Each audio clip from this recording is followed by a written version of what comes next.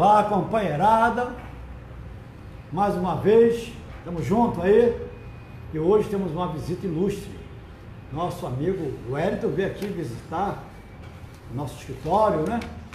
E trazer o abraço dele aqui para a nossa companheirada petroleira. Isso aí. Wellington, suas considerações iniciais. A todos vocês, companheiros de luta, junto aqui com o professor Ivan, o Furtado, que vem fazendo esse belo trabalho todo semanalmente, apresentando as reivindicações, informações, e estou aqui com o meu colaborador aí, com os amigos ao lado aqui, e somando a luta. Legal. Agora o Furtado vai fazer também suas considerações iniciais, né, Furtado? Evidentemente, queremos agradecer a presença do nosso companheiro, que volta e meia está aqui participativo, né? Não um companheiro que dá algumas informações, até super importante, e dizer às companheiras e os companheiros que nos dão a presença, a satisfação da sua audiência, é super importante, né? Neste momento, até porque a gente atravessa uma situação extremamente complicada, né, companheiro? Com essa mudança provável de governo, algumas coisas, inclusive, já estão acontecendo, até porque quando se comentava na reforma previdenciária, e ali se atacava de uma certa forma com uma dinâmica muito forte, já agora já estão falando outra coisa. Me parece que o bom senso já está norteando a cabeça das pessoas, e a gente espera, inclusive, que isso seja uma realidade, companheiro. Esse programa, essa transmissão hoje, nossa, é a transmissão número 311, né? E ela abrange o intervalo de 9 a 15, porque o nosso padrão é quinta-feira. Mas nós estamos tentando, e quinta-feira agora é feriado, na outra teve problema também, então estamos fazendo as quartas-feiras, né? E esse é o nosso 32º programa do ano. E nós hoje estaremos terminando a série que tratou sobre o sindicalismo amarelo. Estamos terminando hoje, né? E nós temos o nosso destaque cultural. Nosso destaque cultural de hoje é o nosso querido Paulinho da Viola, né? Completando 76 anos, nosso querido Paulinho da Viola, no dia 12 de novembro, né? Anteontem, né? Ele completou 76 anos, é o nosso destaque cultural. E na política, nós destacamos o nosso querido, estimado e respeitado Antônio Modesto da Silveira. Furtado, dia 9 tem um cantor que você sempre gostou muito. Dentro dos nossos homenageados da semana, que causou grande impacto na cultura brasileira e até internacional, nós destacamos alguns nomes, não é, Furtado? Começando com quem? Dia 9 de novembro. Evidentemente, né? E até porque a gente vai começar pelo apelido que dominou as Américas, é o Pancho, né? Nada mais é do grande Altemar Dutra. Mas 35 anos que ele se foi? 35 anos que ele se foi. Como é que parece que foi ontem? Parece que foi. E é interessante, né, companheiro? Porque a gente que, de uma certa forma, cultiva esse tipo de música, né? É importante que, às vezes, você percebe, parece que a pessoa ainda está presente aqui, através dos grandes sucessos que ele fez. O Pancho é uma referência, inclusive, na música popular brasileira. Agora, companheiro Ivan, até baseado nisso, antes de você fazer a leitura, mas também no dia 10 deste mês, houve uma referência de um cidadão aí, né? No dia 10, rapaz, tem uma pessoa, um personagem. Nós estamos tratando aqui com o diretor Antônio Furtado. E no dia 10, completando 39 anos, né? O nosso querido Capitão Furtado. Lembra alguém? Não lembra alguém? Essa família é importante. Supostamente. Né? E no dia 11, então, nós também temos uma pessoa bacana que o mundo às vezes esquece. Mas nós não podemos esquecer. Quem é, Furtado? É o famoso Zé Catimba, né? Completando 86 aninhos. Brincadeira. E no dia 12, companheiro? Dia 12, olha só. Dia 12 nós damos parabéns aí, né?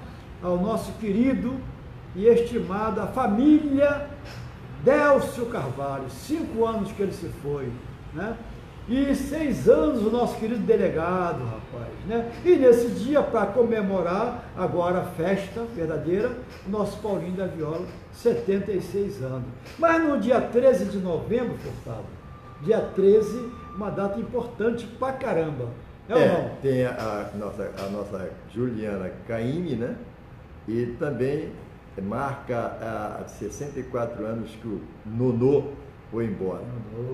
Passa rápido. O Vinícius de Moraes, ele falava, né? Do Samba da Benção. A Benção e tal. Sobrinho de Nonô. E no dia 14, então, hoje, completando 62 aninhos, nós temos o nosso querido Almir Sater. Também tem o parceiro do Bochecha, né? De recordações, né?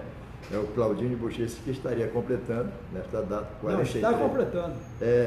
Não, tem o Claudinho e tem o outro, né? Porque é o Bochecha. O Bochecha é o Claudinho. O Bochecha está vivo. Então o Bochecha está vivo. Vive, vai fazendo sucesso aí. Então, Claudinho e Bochecha. Não, Bochecha só, Bochecha. O Claudinho que faleceu na cidade. Foi o Claudinho, né? Ele estaria completando. Ele hoje completaria 43 anos. E também marca, seria também uma marca interessante do Dick Farney, né? Agora, uma coisa aqui, grande cantor, isso aqui, que até ele está comentando aqui, como é que o tempo passa rápido, né? E aqui eu quero Mocotó, do maestro Erlon Chaves, que está fazendo 44 anos que ele foi embora, e Zequete, né? Rapaz, Zequete, grande Zequete, 19 anos, rapaz, aí, ele não deu adeus. E no dia 15, amanhã, né? Além da proclamação da República, que ainda vai acontecer um dia, se Deus quiser, né? Se Deus quiser, nós temos a Banda do Zé Pretinho. Você lembra disso? Lembro. Banda do Zé Pretinho, né? Então, companheirada, terminando então a nossa série sobre o sindicalismo amarelo, nós estamos terminando com o sindicalismo cristão. Aí nós podemos falar o seguinte: as profundas mudanças promovidas pelo CELAM. O que era o CELAM? Era o Conselho Episcopal Latino-Americano, isso lá em Medellín, no ano de 1968, né? Que foi confirmado em Puebla, em 1979. Recomendava o quê? Recomendava a opção preferencial pelos pobres, fundamentavam a atuação dos progressistas na Igreja Católica, né, Furtado? Um dos resultados mais visíveis das mudanças promovidas em Medellín foram as comunidades eclesiais de base, as SEBs, né, que proliferaram nas grandes e médias cidades brasileiras a partir do final da década de 60, como importantes instrumentos de organização e mobilização. Calcula-se que no auge do movimento, no final da década de 70, seu número chegou a atingir entre 50 a 100 mil SEBs. Isso em todo o país, em todo o território brasileiro, envolvendo mais de 2 milhões de filiados.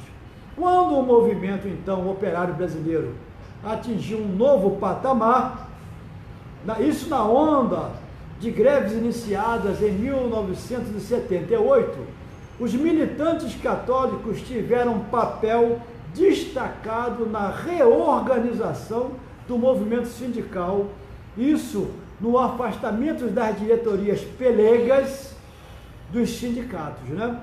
Amarelos na época, principalmente na articulação do Partido dos Trabalhadores.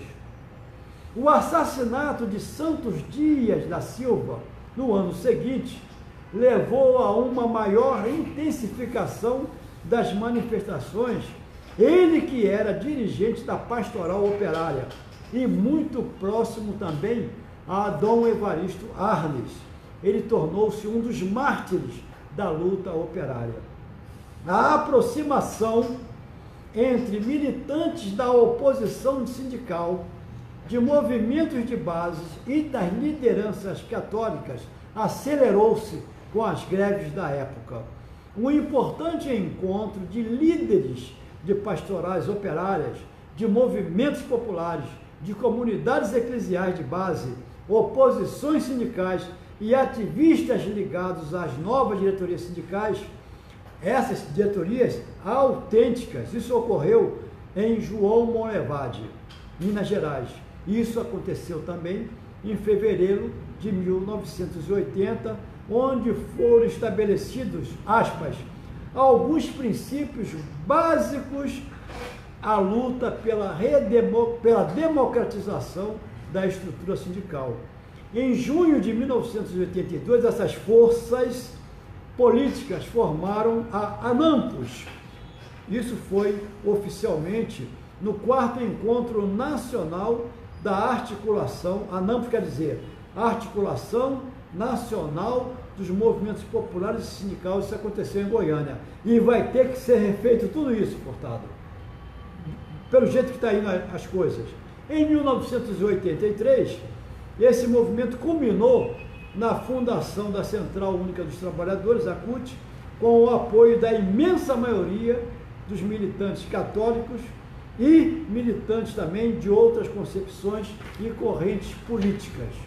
Com esse fechamento, então, nós estamos terminando a série sobre o sindicalismo amarelo ou pelego, né?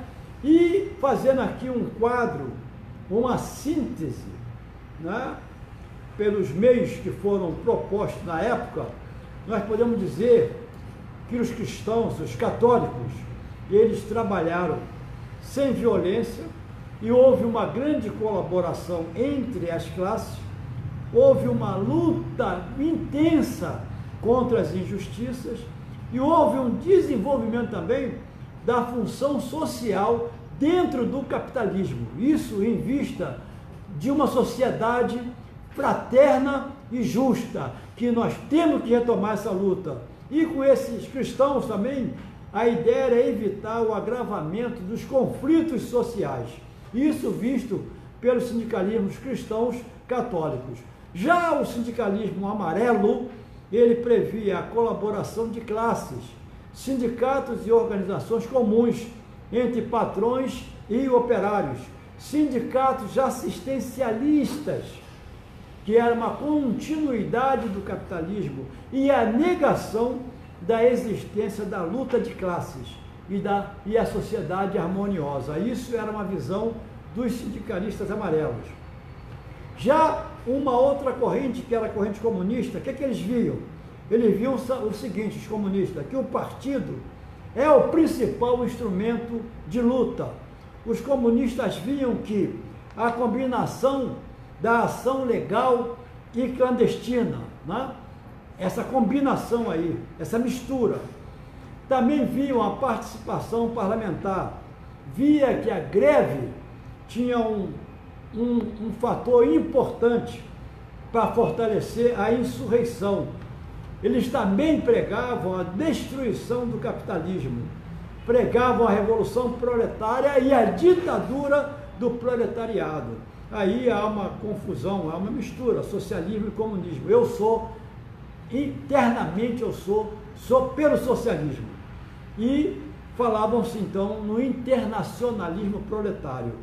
Já uma outra corrente que deu uma origem muito importante no movimento sindical foi a corrente anarquista, né? Onde via que o sindicato era o principal instrumento de luta.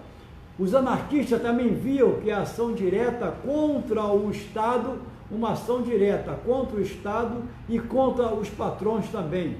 Essa é a fundamentação dos anarquistas. Também viam o antiparlamentarismo, né? E o antipartidarismo. Isso é a visão dos anarquistas.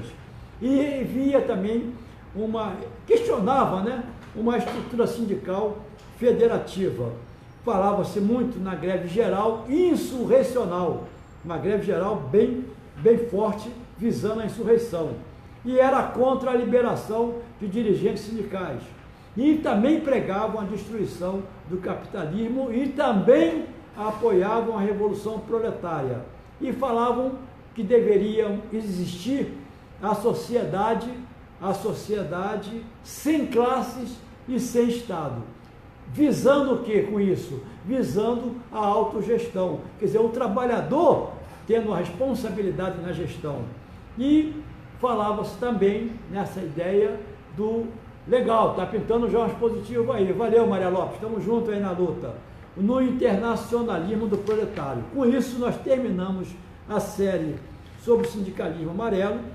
Isso vai estar disponível lá no site, no link que tem lá no site professorivanluiz.com.br. E na próxima semana, nós vamos começar uma série sobre o trabalhador confinado, o trabalhador offshore.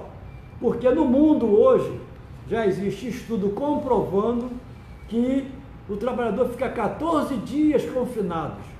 E algumas empresas, 14 por 14, que nunca dá 14 por 14, porque tem um traslado, tem isso tudo.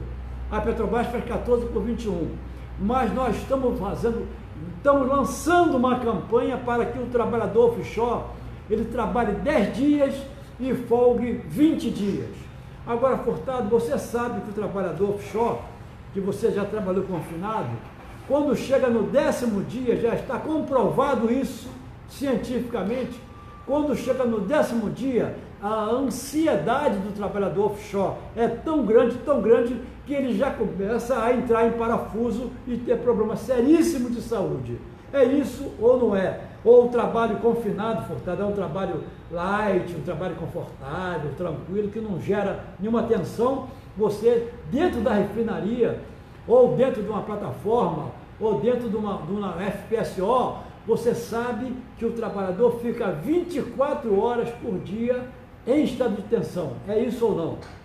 Evidentemente, né, companheiro Ivan, até fazer um comentário antes de fazer sequência dessa que você está falando, é necessário dizer que um sindicato forte é uma categoria forte, né? Porque o sindicato, na verdade, nada mais é de uma correia de movimentação das ideias do trabalhador. O trabalhador é que tem que ter a ciência e a responsabilidade e a sensibilidade de ser sindicalizado e fazer seus questionamentos para que o sindicato seja um sindicato forte, saudável, né? À medida que há toda essa junção de sindicalização com mentalidades novas nesse questionamento, evidentemente que o sindicato torna-se forte e cada vez mais forte e cada vez mais representativo para a categoria. Mas o importante de tudo isso é o trabalhador, é a categoria. Agora, com referência ao confinamento, companheiro, é muito complicado se fazer uma análise à medida que, por exemplo, nós que trabalhávamos de turno, que éramos de turno, tínhamos sim um diferencial, né? Tínhamos sim um diferencial. Primeiro, o diferencial de você não conseguir dormir, né? De recuperar, e aquela noite perdida você nunca recupera, entendeu? Não tem essa dinâmica, não, você descansa aqui, não, você vai acumulando problemas e que esses problemas poderão se tornar problemas de saúde. Então, quando nós tirávamos 4 0 horas, já no terceiro 0 hora, viu, companheiro Ivan, a gente começava a ter problemas, né? Problema de cansaço, problema até de ter um posicionamento, algumas vezes, de uma reflexão maior, de uma tomada de iniciativa maior, à medida que o teu organismo estava cansado, não é? Então, você vê que nós trabalhávamos, inclusive está provado isso aí, né? Que o trabalho de turno, já 6 horas de turno, já traz problema de saúde para o trabalhador. São estudos que são feitos, são estudos que apontam para esse tipo de situação. Então, há um diferencial entre você trabalhar 6 horas de turno e há um diferencial extremamente diferenciado, né? Diferenciado no que diz respeito ao companheiro que fica confinado. Você imagina você ficar confinado durante 10 dias. E eu quero dizer que eu tive uma experiência há muitos anos aí, quando houve uma votação pelo sindicato, e naquela oportunidade nós fomos numa das plataformas. Companheiro Ivan, é um mundo diferenciado, você fica no meio do oceano, né? E não tem o menor contato, a não ser, hoje é muito mais fácil, porque tem os celulares da vida aí, mas é um diferencial muito grande, companheiro. aquele isolamento que o companheiro fica durante 10 dias, né? E como muito bem você falou, na realidade, esse prazo de descanso, de repouso do trabalhador, não são aqueles dias que ele está dizendo 14 por 14, então 14 por 21, porque tem o traslado. Então é uma coisa extremamente diferenciada e é necessário que se faça um trabalho dinâmico voltado para isso, especificamente para a saúde do trabalhador, porque a gente sabe que realmente só traz problema esse tipo de trabalho confinado. Emocional e físico, né? Emocional e físico. O desgaste é muito grande. E como você falou, Furtado, não existe sindicato forte.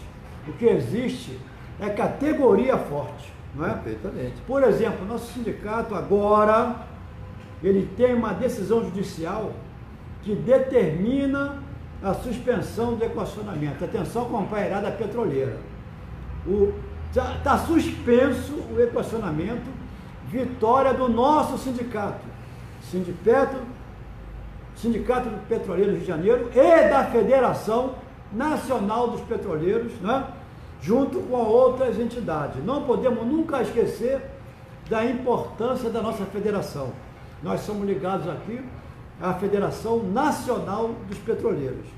E essa vitória, então, ela demonstra e mostra o quanto o nosso Sindipetro do Rio de Janeiro e a nossa Federação Nacional de Petroleiros tem se esforçado na defesa dos direitos dos trabalhadores, dos direitos da categoria petroleira e dos seus aspectos associados, não é isso?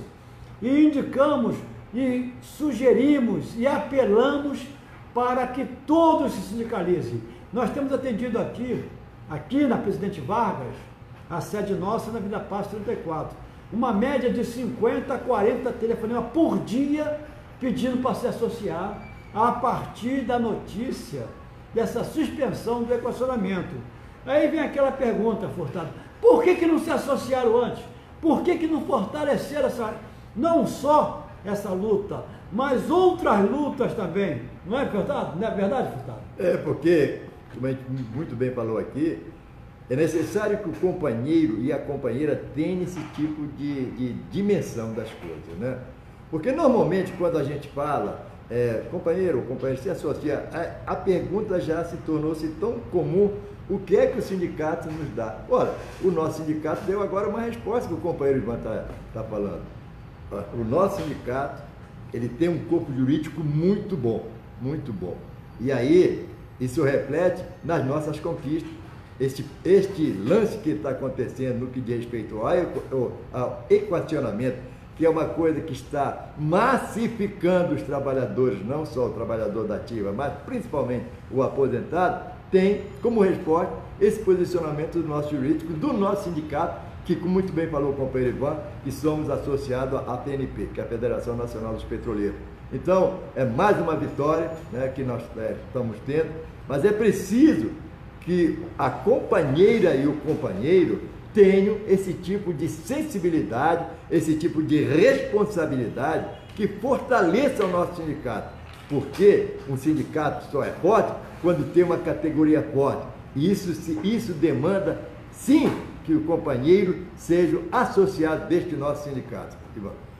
Porque quanto mais sócio tiver, maiores serão as nossas vitórias. Porque a representatividade, ela tem um peso enorme, enorme. Não se brinca com isso, não se brinca, né?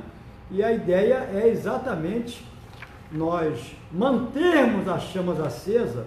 E, Furtado, nós temos um calendário, de qualquer maneira, aonde a nossa categoria tem que ter esse envolvimento. Roberto Barbosa, valeu! Estamos aí, hein? Boa tarde. Muito bem, falou o nosso companheiro Ivan. Muito obrigado, companheiro Roberto Barbosa, que nos dá o prazer da sua audiência, né? No mês de novembro, no calendário da campanha de sindicalização, no mês de novembro deste ano, no dia 16, no EDISE, estará a nossa banquinha lá, alguns companheiros estão participando, diretores, trabalhadores do Sindipetro. No dia 17 é no CEP Barra, também como a nossa banquinha, sempre tendo um diretor. E nos dias 22 e 23, viu, companheiro Ivan? Nos dias 22 e 23 é no Edicim, evidentemente, se nós tivermos uma disponibilidade, porque existem algumas assembleias que poderemos estar fazendo, estaremos também participando lá, eu e o companheiro Ivan. E no dia 29 e dia 30, na Transpetro. Estamos de 15 em 15 dias com a banca de sindicalização montada no CEP, que é o Clube de Petroleiros da Barra. É isso que Clube dos Empregados da Petrobras. É na Barra, nos sábados, das 8 às 16 horas. Então, é necessário que o companheiro se sindicalize. Também uma coisa que a gente está chamando a atenção, né? Até para organização do nosso sindicato, nós estamos com o objetivo, inclusive, de melhorar o atendimento e agilizar o acesso ao prédio da Avenida Passo. O Sindipetro está... Furtado, você imagina o seguinte, uma categoria forte, por exemplo, ministro do Supremo, isso é uma categoria forte ou não, Furtado?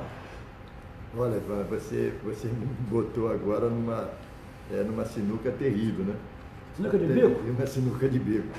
Até porque, no nosso entendimento, é uma categoria forte, sim. Até porque, se não fosse forte, não teria um aumento de 16, alguma coisa, enquanto que o trabalhador normal, né, se muito, tem uns índices aí, né? Então, uns índices 0, aí. Ô, Wellington, diga, amigo. O que você acha? Está custando quanto essa brincadeira lá do Supremo? 4,1 bilhões de reais. Alguns estados, dependendo do tamanho do estado, parte no prejuízo de 80 milhões de reais. Então, nós temos uma Suprema Corte que tem a supremacia de decidir quanto que vai querer de aumento. Seria bom que nós também tivéssemos uma prerrogativa dessa, não seria bom, Furtado? Pelo menos haveria uma situação já diferente, né? Não haveria necessidade dos índices aí manipulados pelo governo, né? A gente está falando que são publicados nos jornais aí, não é isso? Teríamos um diferencial e teríamos, inclusive, diferentes aumentos, mas baseados lá no alto. Por exemplo, 20%, 30%, porque eles tiveram 16 alguma coisa, né? Então, nós também teríamos esse mesmo direito. Não, os índices aí, não aquele famoso índice, né, Ivan? De 171, né? Que houve. 171. Tem uma empresa que deu 171 de aumento. E não vamos falar em nome da empresa, mas já haveria a possibilidade, se assim fosse, né? De termos um aumento de 17, 18%. Mas vai ter um aumento muito grande. Agora o salário mínimo. É verdade. Vai passar dos R$1.000 e aumento. Já chegou a R$1.006. R$1.006. Agora, aí eles falam assim, mas o impacto vai ser muito grande. Quando aumenta R$1 no salário mínimo, o impacto é assustador. Assustador, porque o salário mínimo não pode aumentar. Não pode aumentar, não. Corrigir. Porque teve um ministro que falou que isso não era aumento. Não era aumento, ministro de grande projeção. Isso era uma correção. Quer dizer, é uma injustiça ganhar R$33 mil por mês, né? Isso é uma injustiça. Porque ganha-se R$33 mil por mês, mas os penduricários lá é um negócio muito sério. Chega a mais de R$60 mil. Aí você vê, quando aumenta o salário do ministro, isso tem um desdobramento em cascata, Furtado. Isso que preocupa. Isso aqui preocupa. Por quê? Se a partir de 1º de janeiro, né, os servidores passarão a receber 39.200, que o valor atual é a bagatela de 33.700, isso passa como se passa um rodo, né? Porque as votações, elas são assim, maravilhosamente aprovadas quando é para aumentar o salário deles. E nos causou grande surpresa, né? Quando um dos senadores que votaram contra, que foi o senador Ricardo Ferraz, do PSDB lá do Espírito Santo, ele projeta um valor ainda maior de 6 bilhões por ano. Aí o efeito cascata. Hoje, um deputado federal Furtado, custa para nós R$204 mil por mês. Aí, com esse aumento aqui, vai ter desdobramento para todo mundo. Aí se tem cara de pau de falar em reforma da Previdência. Isso aqui tem implicação no plano de saúde deles, na aposentadoria deles e tal. Por acaso está se falando alguma coisa em fazer alguma reforma da Previdência deles, Furtado? Não, é super interessante esse comentário que você fez, companheiro Ivan, até porque ontem, num dos jornais aí que não me vem à memória, a manchete dizia assim, do comentário que a pessoa ia fazer: todos os malefícios da atualidade, quem causa é o aposentado. Né? Todos os malefícios da atualidade, principalmente no Brasil, quem causa é o aposentado. Né? E a gente vê, né, que em vez de estar se falando da reforma previdenciária, nós até somos a favor da reforma previdenciária. Claro! Que nos pague o que nos deram. Estão dizendo aí, ele está falando o que falou, o resultado da CPI, da Previdência, que ninguém lê, que ninguém fala. Isso não é honestidade. Quando você quer fazer um trabalho honesto, você vai e diz: olha, estou fazendo por isso, está aqui todos os documentos. Né? Não falo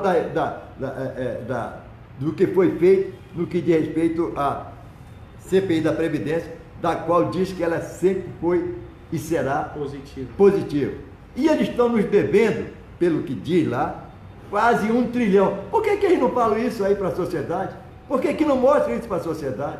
Agora querem fazer a reforma previdenciária, enquanto o Estado nosso aqui atravessa essa situação. Hoje em dia nós temos dificuldade de sair por causa dessa violência que está. O Estado, não só do Rio de Janeiro, mas o Estado de um modo geral, está numa deficiência muito gravíssima. É isso que eles têm que fazer, dar possibilidade para o trabalhador. Hoje convivemos num mundo de quase 20 milhões de desempregados e querem fazer a reforma trabalhista, porque essas pessoas não têm um bom senso de falar pelo menos um pouco a verdade, né? Porque nós queremos sim a reforma da Previdência, mas queremos a reforma da Previdência que traga benefício para o trabalhador. Queremos sim a reforma da Previdência que nos pague o que nos deve. Isso que nós queremos. Não venham com essa balela de dizer que a Previdência é deficitária. Que nos prove que a Previdência é deficitária. Ora, é do modo que eles falam, porque é a parte do trabalhador e a parte do empregado. Não, tem outros proventos para a Previdência Social. Porque eles não são transparentes naquilo que nós sempre estamos questionando. Companheiro. Mas, Furtado, a única fonte de custeio para a Previdência é o trabalhador? É não. Só o trabalhador? Não. Não, né? Não. Então eles falam que é só o trabalhador. Aí tem a loteria, tem o COFINS, PIS/COFINS, tem várias fontes. Por isso que a Previdência ela é superavitária. E quando o senador Paulo Paim, nosso grande companheiro que o Furtado gosta muito, você e o quando Roberto, a comissão do Senado faz um estudo aprofundado com relação a essa temática e se constata que a Previdência ela é superavitária. Se ela é superavitária, será que a comissão do Senado é uma comissão mentirosa? Ou a mentira está saindo, né, daqui do mercado, o mercado financiado pelos bancos que querem abocanhar, os aposentados, querem acabar com a Previdência Pública de qualquer jeito, mas não fala, por exemplo, na pensão, na Previdência dos militares, né? Quer dizer, então, aí a viúva tem lá o salário por tempo indeterminado. A filha, se não casar no civil, tem também eternamente a pensão. Só, por isso que ela só casa no religioso, para não perder. Mas ninguém fala nisso, pô. Tinha que se falar, tem que se tocar, mas não. Eles querem pegar o peão, querem pegar a gente. Porque pegar a gente é mole. Muito mais fácil pegar a gente, né? Do que pegar os verdadeiros tubarões. Aí nós ouvimos de novo uma corrente do governo eleito vai lá, que vai pegar os marajás. E essa história de marajás, nós já temos. Deu no que deu, né? Nós já temos uma boa experiência e deu no que deu. Então, nós voltamos aqui à nossa pauta, que é, a partir da semana que vem, tratarmos dos companheiros offshore, não é? E hoje, Furtado. Desculpe interrompendo, companheiro Ivan, até a gente está tentando, já falamos isso aqui, viu? Algumas vezes, mas aconteceram algumas dificuldades. Mas nós estamos até baseados nesse fato aí que o companheiro Ivan está falando, a gente está tentando equacionar um probleminha aí com a nossa doutora de trabalho, doutora Lilian, né? Para que ela venha e faça essa explanação com mais detalhes, né? No que diz respeito a isso aí. Então vamos tentar aí durante essa semana ainda, né, companheiro Ivan, tentar fazer um contato com ela. Se houver alguma dificuldade, a gente vai ver se consegue contornar essa dificuldade para trazê-la e ela fazer um ou dois programas aqui, porque é um assunto muito importante no que diz respeito a isso aí, e vai ser uma pessoa gabaritada que vai dar determinadas informações médicas. Companheiro. Aí eu queria fazer uma pergunta a vocês para consultar, porque me parece que a legislação no código existente, que na transição de um governo para outro, alguns itens não poderiam ser votados, como o aumento. Com o aumento. E como que foi votado e está da dependência do presidente Temer aprovar ou não? Se está nesse item da lei. Não, mas o pior, o que mais nos entristece é que isso passa pelos guardiões da Constituição. É isso que nos causa, assim, né, perplexidade. Se os guardiões da Constituição são o primeiro, quer dizer, que país é esse, pô? Cazuza estava certo. Aí o Cazuza está cheio de razão, entendeu? Querem transformar o nosso país, eu não vou reproduzir aqui, mas querem transformar o nosso país nisso aí que o Cazuza fala, tá certo? Furtado, nós poderíamos ouvir essa voz bonita do Wellington com relação à saúde do trabalhador. Essa pauta, então, esse módulo da saúde do trabalhador, hoje está por conta do nosso querido Wellington Souza. Companheiros, no capítulo 1º da Lei 8080, artigo 6º, parágrafo 3º, encontramos a seguinte definição. No parágrafo 3º, entende-se por saúde do trabalhador, para fins desta lei, um conjunto de atividades que se destina, através das ações de vigilância epidemiológica e vigilância sanitária, a promoção de proteção à saúde dos trabalhadores, assim como visa a recuperação da reabilitação da saúde dos trabalhadores submetidos aos riscos agravados advindos das condições de trabalho. Esse conceito abrange também questões.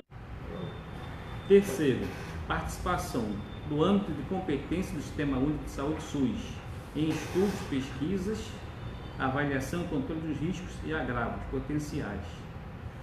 Participação do âmbito de competência do Sistema Único de Saúde SUS, a normatização, fiscalização, conjunto de condições de produção, extração, armazenamento, transporte, distribuição e manuseio das existentes produtos, de máquinas e de equipamentos que apresentam risco de saúde do trabalhador.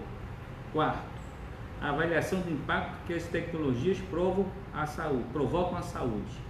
Quinto, informação ao trabalhador, à sua respectiva entidade sindical, às empresas sobre os riscos de acidente de trabalho, doença profissional e do trabalho, bem como os resultados, fiscalizações, avaliações ambientais e exames de saúde, de admissão, periódicos e de demissão, respeitando os preceitos de ética e profissional. Sexto, muito importante, participação da normatização, fiscalização de controle de serviço de saúde do trabalhador nas instituições e empresas públicas e privadas. Sétimo, revisão periódica da listagem oficial de doenças originadas no processo de trabalho, tendo na sua elaboração e colaboração das entidades sindicais. E, oitavo, garantia do sindicato dos trabalhadores de requerer aos órgãos competentes a interdição de máquina, de setor de serviço ou de todo ambiente de trabalho, quando houver exposição a risco iminente para a vida ou saúde dos trabalhadores. Além dessas definições trazidas à Lei 8080, alguns autores têm apresentado outras abordagens sobre saúde do trabalhador.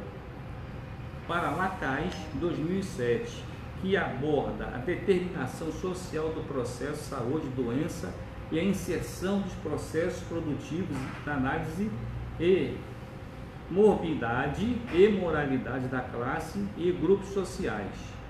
A saúde do trabalhador no Brasil pode ser entendida como um campo de práticas e conhecimentos com enfoque teórico, metodológico e emergente de saúde coletiva, que busca conhecer e intervir nas relações de trabalho, saúde e doença, cuja referência central surgiu um novo ator social, a classe operária industrial de uma sociedade inserida num processo de profundas mudanças políticas, econômicas e sociais.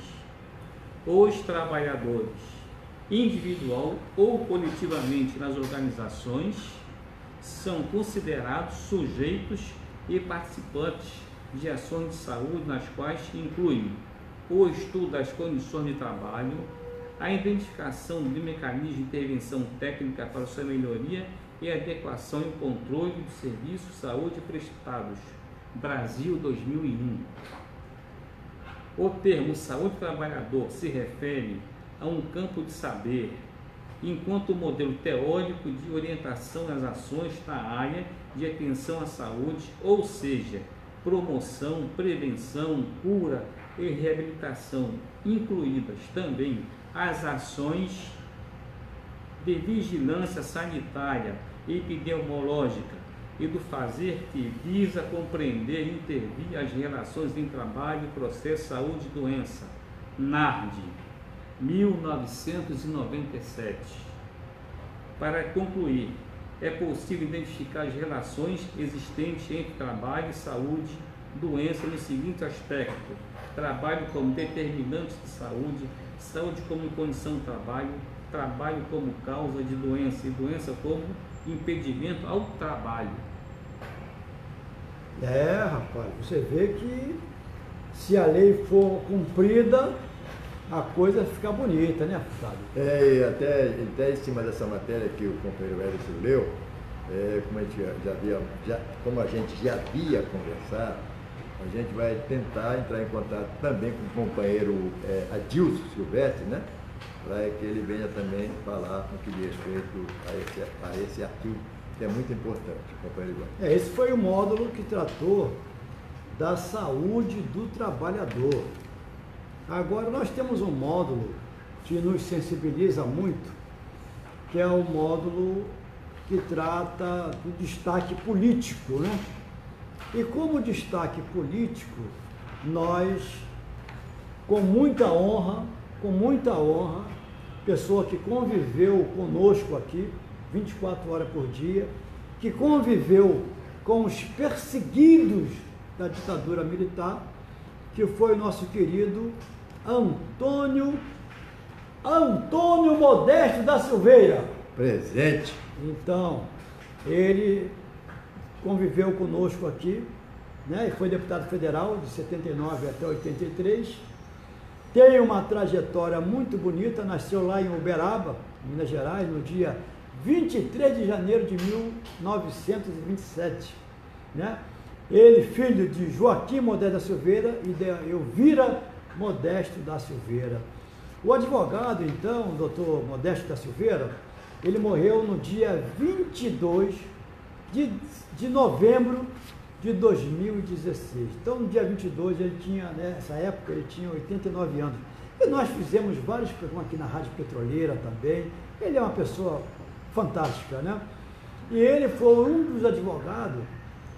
Ele lutou muito, muito contra a ditadura militar, para defender os perseguidos políticos na época. Ele, inclusive, foi deputado federal pelo MDB, né, daquela época lá. E lutou muito do período de 64 a 85, foi o período de luta. E eu acompanhei também, Furtado. O último cargo dele foi indicado como membro da Comissão de Anistia do governo federal, né? E ele aceitou para estar mais instrumentalizado ainda na defesa dos perseguidos políticos, que ainda não tiveram, muitos não tiveram ainda a resolução necessária. Então ele nasce em Minas Gerais e veio para cá, para o Rio de Janeiro, em 1948, que na época era o nosso Distrito Federal. Isso para quê? Para concluir os estudos secundários dele ainda na época. Mas em 62 ele bacharelou-se, Furtado, né, em Direito, pela antiga Universidade do Brasil. Você sabe qual era essa antiga Universidade do Brasil, Furtado? É claro que é Universidade Federal do Rio de Janeiro, que com destaque. Com destaque, né, inclusive. Que querem acabar. Que querem acabar. É um problema seríssimo quando as coisas no Brasil dão certo, principalmente no que diz respeito à cultura do povo, sempre há problema, né? E então o Modesto, na época, o doutor Modesto da Silveira, lá em 31 de março de 64, quando houve, depois, quando tiraram na marra o presidente João Goulart, então ele passou a ter uma intensa atuação como advogado na defesa, então, dos presos políticos, perseguidos na época pelo regime, né? Em 66 ele ingressou no Movimento Democrático Brasileiro, partido que na época era de oposição ao regime... A Arena, a Aliança Renovadora Nacional. A oposição à Arena, né? E ele, então, ele se destacou muito como advogado, inclusive advogado voluntário, né? Lá da Associação Brasileira de Imprensa, ABI, grande ABI, né, Furtado? Que nos deu grandes nomes, né? Com certeza. Barbosa Lima Sobrinho, etc. Então, nossa pequena homenagem a esse grande homem, a esse grande ser humano que foi o nosso querido Antônio Modesto da Silveira, né?